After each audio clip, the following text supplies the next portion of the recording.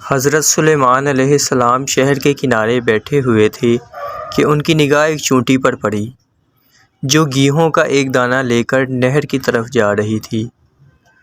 حضرت سلیمان علیہ السلام اس کو بہت غور سے دیکھنے لگے۔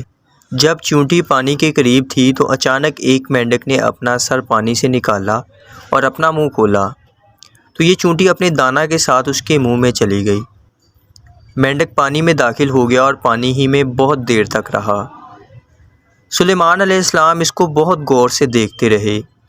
ذرا ہی دیر میں مینڈک پانی سے نکلا اور اپنا منہ کھولا تو چونٹی باہر تھی، البتہ اس کے ساتھ دانہ نہ تھا۔ حضرت سلیمان علیہ السلام نے اس کو بلا کر معلوم کیا کہ ماجرا کیا تھا اور وہ کہاں چلی گئی تھی۔ اس نے بتایا کہ اے اللہ کے نبی، آپ جو نہر کی تہہ میں ایک بڑا کھوکھلا پتھر دیکھ رہے ہیں اس کے اندر بہت سے اندھے کیڑے مکوڑے ہیں۔ اللہ تعالیٰ نے ان کو وہاں پر پیدا کیا ہے، وہ وہاں سے روزی متلاش کرنے کے لیے نہیں نکل سکتے۔